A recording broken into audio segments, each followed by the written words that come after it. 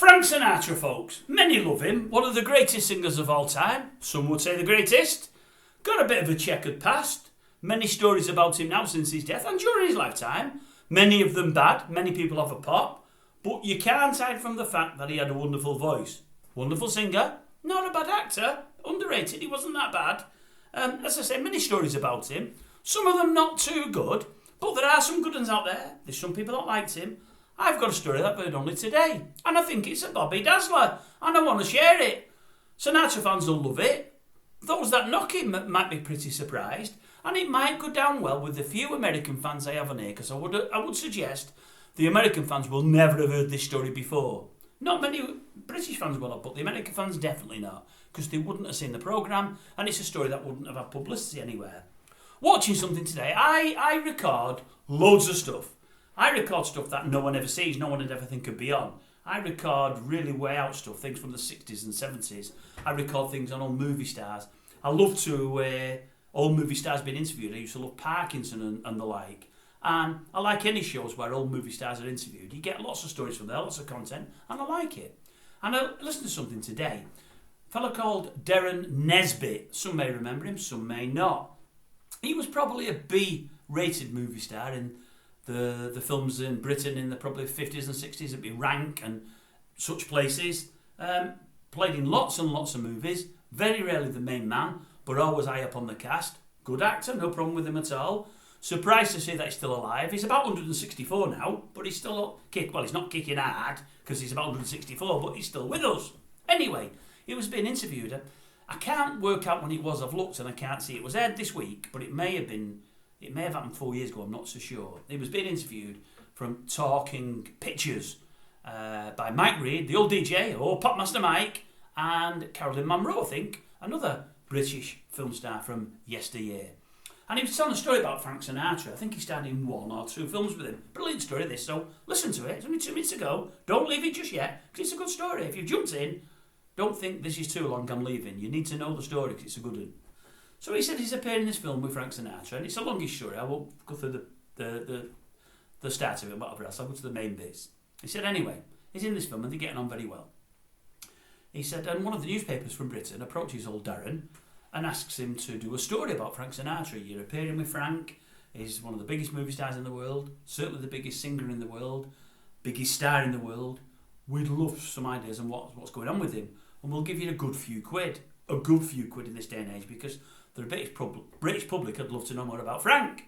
He said, no, I'm not going to do that. He said, I don't feel comfortable with that. He said, it'd be a breach of trust. He said, and I'm doing nothing behind his back. No, I'm not interested. So they told big money, but he turned it down, and that was that. Anyway, it turns out a week or 2 later, somehow, news has got to old Blue Eyes there, that Darren's been approached to do a story, and he's turned it down, and he's earning no money from it. And he's not told Frank himself. He doesn't feel he needs Frank to know. But Frank's used to people earning big bucks on the back of him, using him to get money or using him to curry favours for themselves. And Darren said nothing. Anyway, he heard this story and he was touched by it. And they're filming this film together, and they're supposed to be doing a part of this film in Copenhagen. And it turns out they film it in Garden City instead. And Darren's a bit disappointed that he's not going to Copenhagen to do some filming there, because he's never been before. He likes to see the place. Anyway, Frank comes up to him one day. He says, hey, Dan, it's a shame that we're not going to Copenhagen. He said, I bet you'd like that. He said, yeah, I would, but that's life. It's film. It's the way it goes. Have you ever been there before? He said, no, I've not, but no worries. Frank says, tell you what, go on me. He says, get yourself packed, get off to Copenhagen for a few days, have a nice holiday on me. No, he said, no, I don't want to do that. No. He said, I'm telling you, get packed, take your wife, go on me. Have 10 days away. He said, I'll arrange everything for you. Anyway, he says, I go home, I get some money out. I think he said I got about £4,000 out, which them days is a lot of money. He said, but I thought, I don't want to go there and have no money and look a fool, and I've never been there before. He said, anyway, he tells me which airport to go to, and I get to the airport. He's not only has he laid on a private jet for me, I'm in a private jet. He said, I've never flown private jets before. Gets to Copenhagen, and he's also sorted out a chauffeur. So I gets in this limousine. He said, I felt a bit strange. I've never been in a limo. I thought it was all a bit grand, but too over the top for me.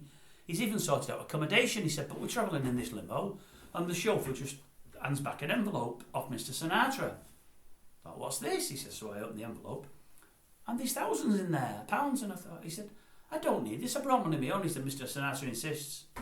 He said, I get to the hotel, I'm trying to count through it. He said, I give up counting, there's loads there. And I'm thinking, I don't think I'll get through this in the 10 days, but, whatever.